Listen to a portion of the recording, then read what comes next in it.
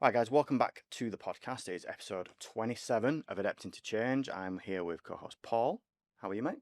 Morning, Alex. Great. Sorry, pardon me. Afternoon. Afternoon, yeah, afternoon. And for what feels like the first time in absolute ages, we are joined by an in studio guest. Good afternoon. Good afternoon, Shanila. How are you? Good afternoon. Thank you. How about you? Yeah, I'm all right, thank you. I'm all right. So, to frame this episode, we've invited you in because you are, well, I'll let you describe it because I will probably butcher what your profession is. So, why don't you tell us a little bit about yourself and what you do? So, I am a clarity and mindset coach because it's a journey which I have taken to call myself as clarity and mindset coach. Growing up in a joint family was a blessing to me because I could see so many emotions, behaviors, and there was uniqueness with everyone. Growing up in one environment, having so different behavior and emotions, sometimes it was good to achieve something and sometimes it wasn't. So this intrigued me. And I, being the eldest child, always was present to help my younger ones. Oh, what would help them? What would be, in which way should I be present with them to listen to their stories and guide them and suggest them? And I have been doing this and it became my second nature. But what I realized in this journey as time passed, that when I am suggesting or advising, people are understanding and taking that, but there's no change, which is a sustainable change happening at that time. And that's the time I realized I need to have some tools, some approach, some methodologies available to me, which will drive me through a space where I can help people genuinely to see, bring that change. And that's how I took the journey of coaching. So, you mentioned about helping siblings. How many siblings have you got? How many brothers and sisters? So, joint family, four siblings and three cousins, dad, mom, uncle, aunt, grandmother. It was a blessing to see everyone under the same roof, same environment, different behaviors. Right. I bet that made for some interesting chats over dinner. That was a wonderful So, time. where is home initially for you? It was in India, in Calcutta, the eastern part of India, and I was born and raised in Calcutta. Then my journey changed after I got married. Went to Kuwait, completely different culture. Kuwait. Kuwait, Wow. yes. Uh, It's, is it as nice as people say it is, Kuwait? It's meant to be beautiful. I am not very sure to say about it is beautiful, but I felt it was quite a comfortable journey for me because I found good people over there. Yeah, yeah. And it was lovely because I found those friends who were my husband's friends and family friends. They embraced me like a family. And that was the beautiful journey when, again, a second journey after marriage started. Hmm. So I would say, yes, it was an interesting part of my life which unraveled. How long have you been married? 23 years. 23 years. Wow. Um, so, you mentioned about kind of early on being there to like coach, help your siblings. Was that the initial spark from when you were kind of younger, like teenage years, that got you an interest in this? Yes. I would say when I was in my college days, that's the time I realized that I need to help people. I need to help people because everyone used to say, "Oh, after talking with you, I feel so comfortable. You are so good to make us understand the way we have not looked into things." And that gave me that space, oh, I'm doing something good. But then I saw that there is no sustainable change happening because it was just a suggestion and advice. Mm. And it was coming out from my experience, from my perspective. When you need to help someone, you have to go and look from their perspective. And they have all the resources available. It's just that they don't know how to direct themselves. Mm. So my job as a coach started after many years. And that helped me to take them through that space where they started getting their resources, understanding themselves. And that became easy, to initiate the change in Mm. the behavior. Cool. So, if you could best describe what inner journey with yourself is, your business, how would you describe it? So I would say inner journey is a safe space, a space where you come home to yourself. It's not about fixing a person, it is not about fixing a problem. It's about being available as a partner to the individual where you help the individual notice and get in touch with their inner self, who they truly are beneath the noise, doubts, and fear. Mhm. And that's what happens in a journey, because it's about the internalizing and understanding what is going on. It's more of an awareness. And I personally believe change always begins with awareness. I think that's fair.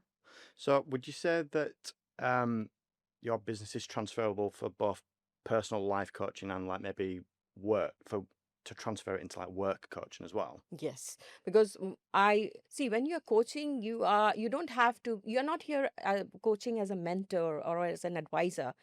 You have those resources and tools available with you, where you guide them and take them through their understanding.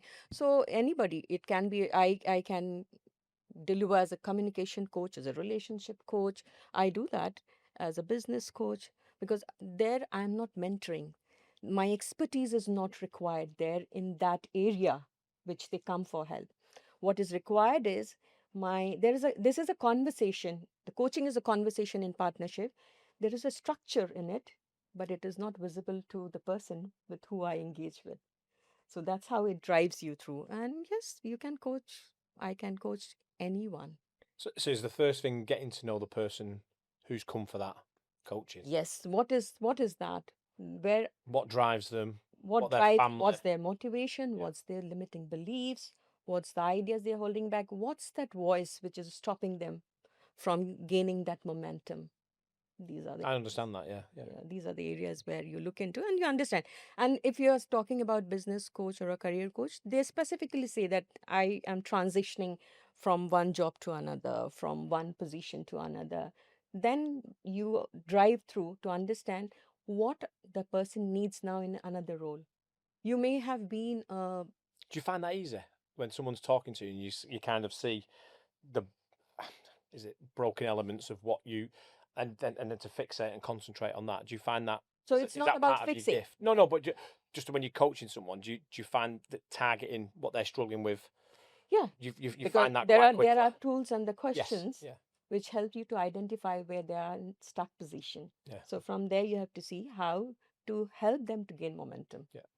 Sometimes with some clients it takes quite a time, because you have lived with a condition of a conditioning mind set for many years. You have played that same role over and So again, yeah.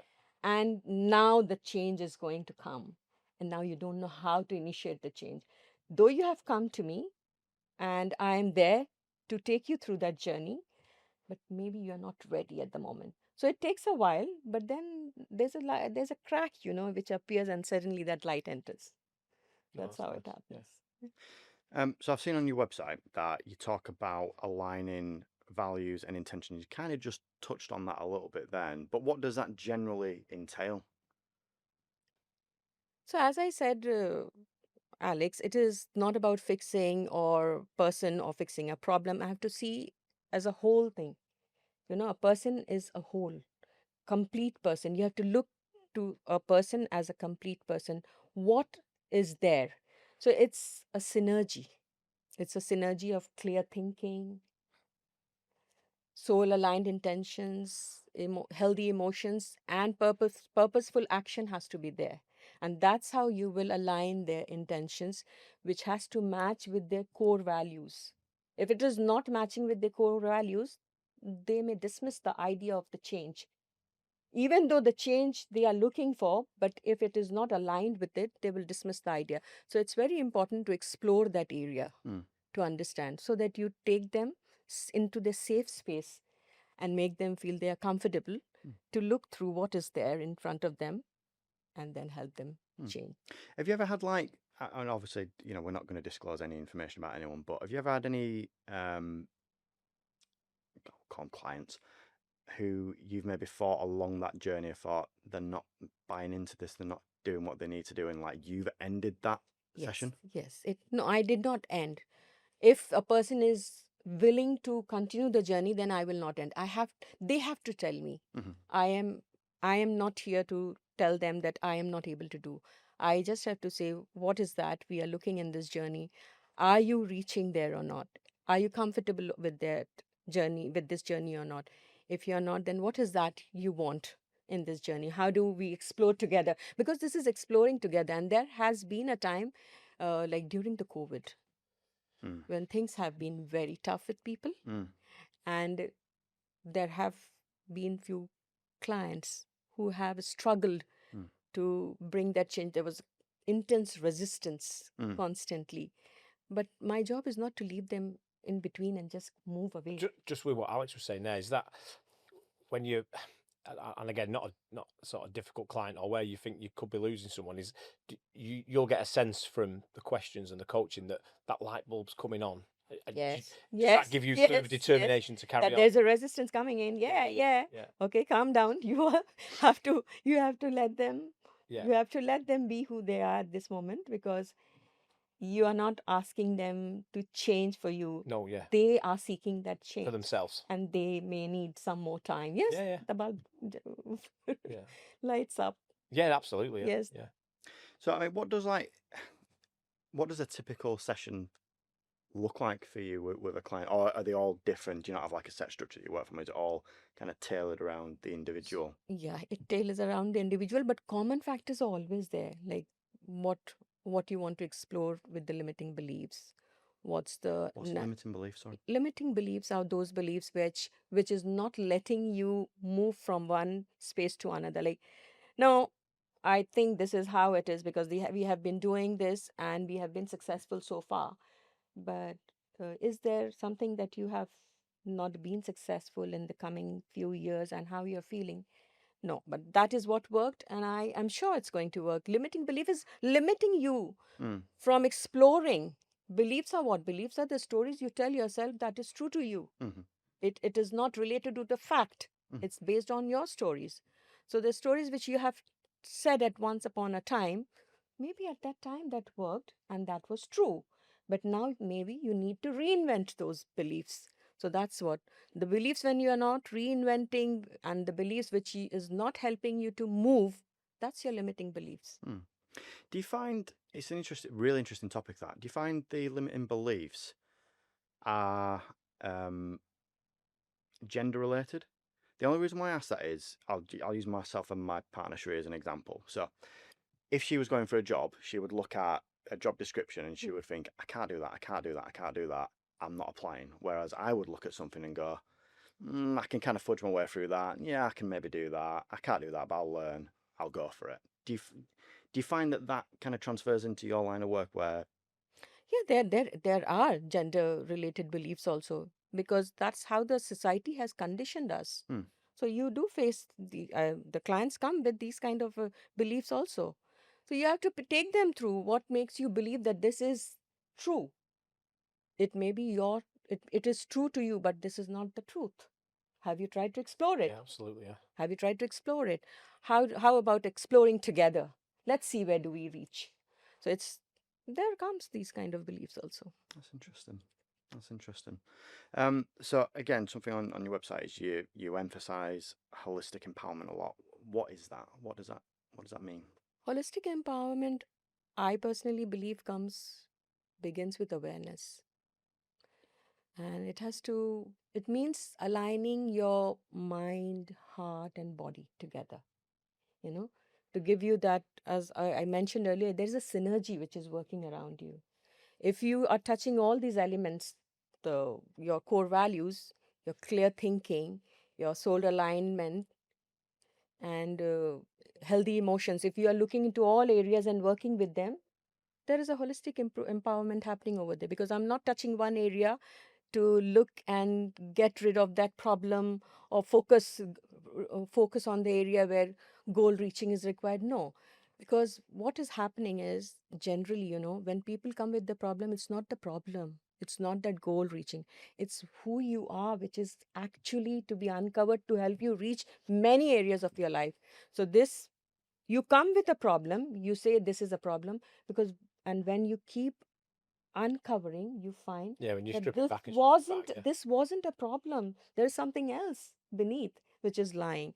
So holistic empowerment happens only when you touch the person in all areas of life, Hmm. in their areas, and mm, take them through to make them understand. See, beneath this lies all these stories.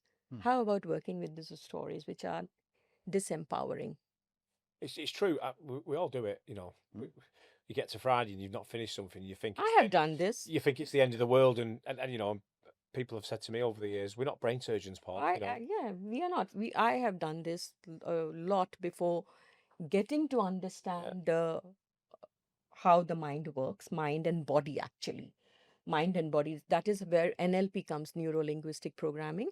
Hmm. It's based on the neurology. What we think works through our body, right? That's what the action. So it's about your thinking takes you to the feelings, your feeling takes you to the actions, and that's how you respond. So that's how we do. So yeah, we all go through this. Yeah. So, do you have like a typical lifespan for a client, or is it kind of again depending on the complexity of that client? Like, Yes. can someone come to you and do a month and think, right, that's great, I'm done, or can someone be with you for years, or anything in between, or just a mix of all? Even then, even single sessions also happen when Oh, somebody is like stuck with something, looking for clarity. So they'll come with that particular thing, and that could be like, I'm looking for the colleges where to go. I'm looking for the companies. How do I what are the companies I want to apply at these? And so then I take them, I drive them through that area. So what is their background? How they want to approach, what is driving them to look for these kind of companies. So it lasts 1 or 2 sessions, mm-hmm. but there are sessions which can last for 10, and they make a choice. Mm-hmm. So the agreement, when we form a long-term agreement of the sessions, it is generally, I typically you have to start with at least minimum 10 to 12 sessions. Oh, okay. Yeah. And then it's up to them. They want to continue, then we go into the second agreement of the sessions. Mm-hmm. Okay, I want to continue with you for 6 more sessions. I want to continue with you for 8 more sessions. Because it's while going through the sessions, they discover themselves more. Mm. And then they realize, I need to work on this. I need to help myself with this area, because helping this area is making me help my family in other way. Mm-hmm. My family is going to be also getting indirect help in this area. So that's how it happens. Do you find the more time people spend with you, like the more that kind of trust and bond comes, and then the more people are like open to Yes, of course. talking? A rapport has to be established, a bond, and it doesn't happen instantly, right?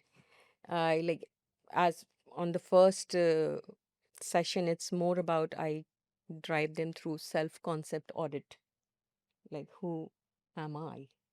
That audit happens, and with that, a lot of stories come on, and that helps them the idea to, and then they speak. It's that time, that journey. The first 2 3 sessions is my journey with them, is to listen to them. Mm-hmm. and that's what you touched on a little earlier. Is Yeah.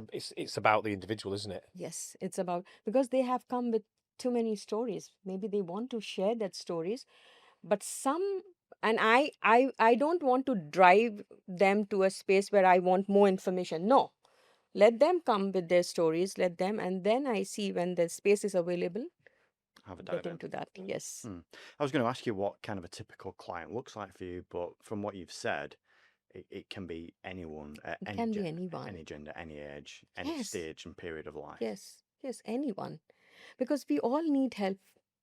We all experience so many different things, and we don't know how to get out of that at times. And sometimes we are ashamed and embarrassed to speak about it openly. No, people will say, oh, this is very simple, what you're talking, this is not a problem.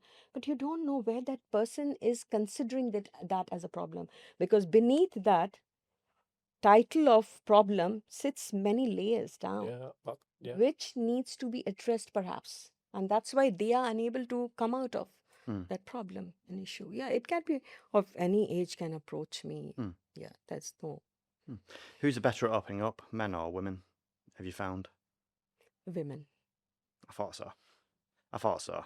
I don't know, I think I'd spill my beans, me. I think I'd just let it all out. Yeah, it depends. Maybe I have not many men have come who who wants to open, because again, it comes like who you are as a person to be seen. Mm. So I think, men have that, Yeah. that I don't want to be seen like this. Yeah. yeah, I think it's certainly something that's changed over the last few years in the UK is an acceptance for men to come forward and to speak about things like that. I know our friends at Haworth Timbers have been doing some work with Andy's Man Club recently. Yeah. A lot of stuff in the background there. So it's nice that there's other avenues that people can go down as well. Yeah. And when they come, the clients who have come, and men who have come to me, I have seen they also have so much to say. So much to say, because as we society have conditioned them that no, you're strong, you have to be like this in a certain way, Yeah. No, you don't cry, you talking's don't a show much weakness. emotions, you don't. Honestly, last night, Anna will back this up in the office. Jake turned around to me, who's my youngest. You met him on the Yeah. boat racing. He turned around and said, "Dad, I can't remember the context of why he said it, but he says you don't cry. I'd never see you cry." And then straight away he said, "Oh, there was one time." And it's true, I did. We went to the Isle of Wight, which is where my dad's ashes are scattered. And as soon as I got off the boat and started driving towards where we were staying, Told the story I've told this story. Yeah, it's the road setting has a load of trees that go over the road, and just something my dad used to say when we were driving. Oh, And I said it, and as soon as I said it, I was just the emotion was just like it was, and it was the first time that he I'd saw. really got emotional and cried since he passed away. That was the first time. So And again, was it a part of me being, oh, I don't get upset, I'm the man, and everything else? that is Probably, conditioning. and I think the conditioning was That what is it was. conditioning, yeah. But there's nothing wrong with getting upset. Just No. put that out there is nothing wrong with Yeah. these guys getting upset. And See, emotions have not, there are no emotions which is classifying these are for males and these are for females. Then why males are not allowed to express their Absolutely. emotions openly? It's just the conditioning, Yeah. nothing else. yeah, I agree. Yeah, I got a little bit choked up the other day at Beauty and the Beast. I was watching with Barney. Yeah. Yeah, And that's nice. If we let our children see our vulnerability, yeah, it's very helpful to them that, oh, my dad, my mom also do express their emotions. They also get weak at times. And how soon they regulate and manage that, that's the part they have to learn from us. Yeah. But unless we show this, how are they going to learn this part? absolutely. I totally agree actually with that. 100%, Yeah. 100%. Yeah. So where do you kind of draw the line between what would be perceived as coaching and then kind of stagnating to therapy? Where do you kind of Therapy. Yeah. Okay. Therapy focuses mostly on healing the past wounds and trauma and managing emotional instability. Do you offer that coaching as well, or No, or I don't. you don't do any I- therapy at all? No. No, I don't. I'm not qualified to be into therapy. And the basic understanding of therapy goes to why behind behaviors and emotions. And coaching is a conversation in partnership. Yeah. And it is future focused. Mhm. So it takes you from what now and To what achieve next. that goal And next, what yeah, next. And in between those area, that area, what are the elements which is misaligned, which is not working for you? We will explore that. So then that's the time you start gaining the clarity, because you're not digging, but you are indirectly taking them through the structure, which they are Passing them not the shovel to realizing. start digging. Yes. And that's how it works. Cool. So how would you kind of classify like a successful client? What would that look like to you? Again, is that kind of broad range? Is that all See, a successful client is someone who has come with a mindset that I am open to change. And it could be very hard. It could take long time, but I am open to change. And that client is your successful client. And you realize that in 1 or 2 sessions, that openness is there, that I'm willing to change. There is least resistance. There is a space available to them that, okay, yes, I did not think from this perspective. Yes, I would like to explore this area. And I would like, that's how the successful client is working. And with your clients, is it all? Because obviously the world's changed. We touched on COVID recently. Is it all? Do you prefer to do things face to face, or do you do things over Zoom, or No, it happens face to face now. not much. Zoom has become a very comfortable space for many people. But there are certain sessions, where you need a person face to face, because Absolutely. you're watching the entire physiology, Mm-hmm. what is Body happening language. at that time. Your questions are actually taking them through some space which is available to them, and I have to watch that. And then I interject, what just happened with you now? There was some insight now. What did that happen? And then there is a pause over there. Yeah, I felt I went back to my childhood where I found myself doing this, and that was okay that time. But now why I'm repeating that, I don't know. So that's the awareness clicked. And you like to see that, and they will not mention that on their own. When you say, I just see that something happened with you, I saw the face color changing, I And saw. that's where the honesty comes from both Yeah, sides. because they want to, but they are just into that space. Yeah. So when you watch them and then you just go and mention that, and they open up because they know they are in a safe space. Mm. You'd be really good at reading like social and physical cues, and what you'd be Yeah, a good body language reader. yeah, right. What do you make of mine and Paul's body language? Nothing. It's everything. It's very relaxed and very, very enjoyable what you are doing.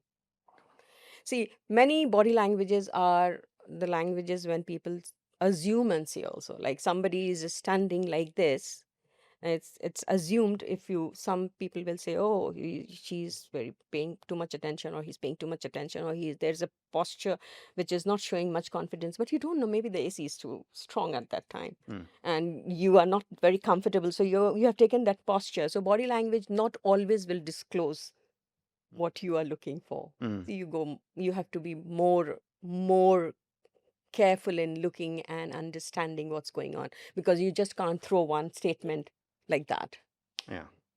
So I mean, where would you like this to go? Do you have like a thought process of like where you want to be in like 2, 3, 4, 5 years time? What are your plans for?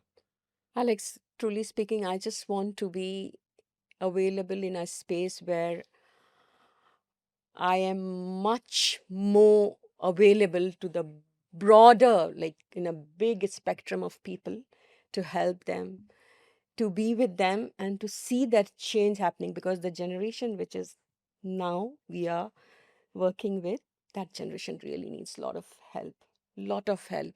Mm. And if I am available to them and they are approachable and they can come, then I want to see myself that all young generation are much grounded and settled in the few years Can, coming down. can I ask, it's totally off topic, but it's something on the drive in, and I think it's relevant.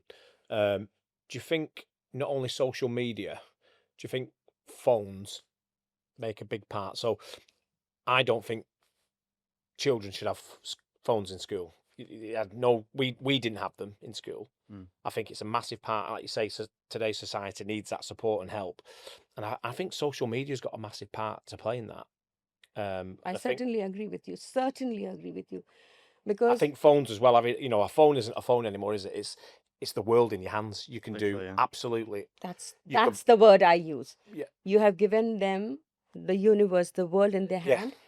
They are too young young. to hold So, on so, to that, to so, understand. so I was driving in this morning. I'm listening to this story, and I'm nodding away because I've said it to myself for years. And I think back to, I don't want to go into topics, but like the Gulf War when I was at school, I never heard about what was going on. Mm.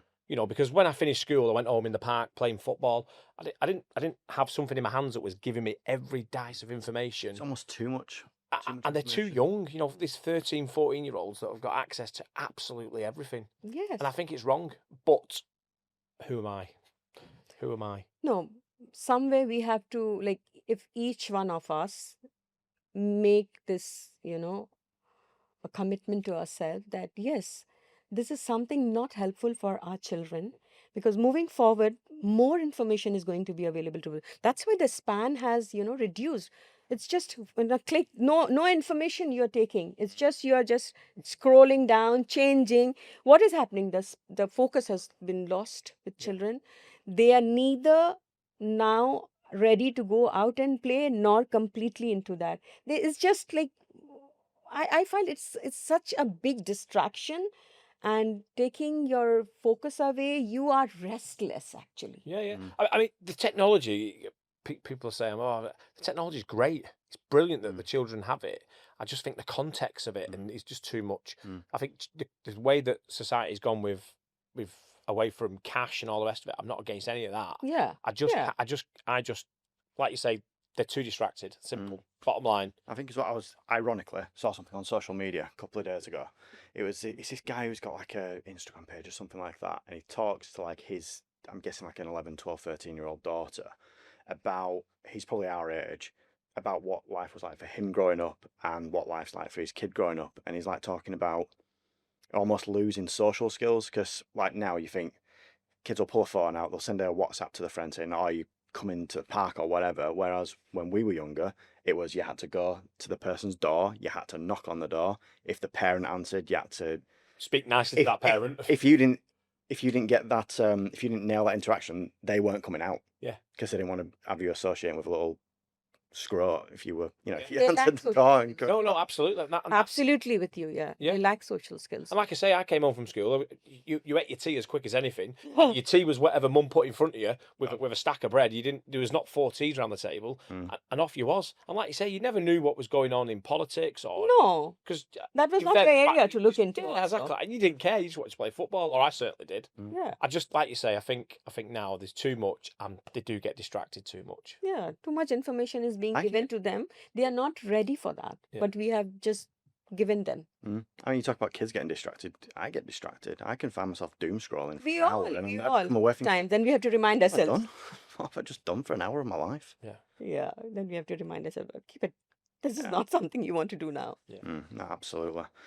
So I mean, we've talked about like the kind of the one-to-one coaching. Do you extend that to like group sessions or workshops, or would you go to like a business and say get like a group of 8 managers and start working like as a team type? Yeah, Alex, I did this in Dubai. Over here, I have not been able to do in group. But yes, in Dubai, I did the group sessions in different companies. And yes, that How did you find that? Because like going from where you're tackling an individual and you can get really into the granular detail to, if you've got a room of 10 people, you're not necessarily going to get that. So what happens, the company or the manager decides what kind of a workshop they need in group. And if it is a group coaching, then it is not happening at the same time with 10 people. It's a group coaching, but you are individually doing them and then bringing them to match their one single goal. What would that generally be with the group? With like, if you went to a company, what have you found that what the aim was for those companies? So first of all, you have to understand whether the manager or the superior has introduced them with their goals, with the vision of the company or not. If that has not been matched, then that's why the problem is. And some people are like, they like to work individually, not with team. So understand that part. Where is the motivation lying to be solo worker and yet be very clear with how to reach that goal? It can happen, right? You don't have to match all the elements to reach the vision of the company. So first you understand each one of them, then you sit with them, with their manager, and then explore their areas, what they are looking for in that group coaching. That's how. And workshops are very good, very interesting, because you get to see so many people together, and then there are interactive things happening in the workshop, and people are realizing with each other, talking to those colleagues who they feel, oh, I don't need to because that's from other department. That is very true. I mean, they all probably hate me in the office because I talk to everyone. Yeah. I ask anyone for advice in that office. But yeah, that's true. The more people speak to each other, the easier life will become. And it becomes quite a friendly arena. Yeah, absolutely, yeah. So yeah, people tend to get kind of siloed off, don't they? And you'll find, I'm not saying this is for us, but you'll see finance stick with finance. Yeah. HR stick with HR. Operations stick with operations. And that does not work because we are social animals. Human to human connection actually helps us a lot. I think that's good. Why Nick's quite keen on us doing. I know I duck out of him a lot. I'll get that in before you do. We do a lot of social stuff. Like we did the Dragon Boat racing a few weeks ago. Yeah, we're doing that again next year, which obviously yourself and Terry. That was very interesting that day, and it was enjoyable. It was really good. For the first time I saw. Yeah, it was nice that we didn't end up in the water this year. Yeah, we have got Tough Mudder this weekend. Tough Mudder, yeah. Are you going to that, Alex? Nope. We've covered this. You can check the previous episodes. I'm just calling him out again. It doesn't. I don't do anything. Yeah, fair. No, I don't do a lot. But no, that's great. I mean, so where can people find you, Shanila? How can people? They get in can touch? reach out through my website, and What's the domain? Where can people go? it's innerjourneywithshanila.com.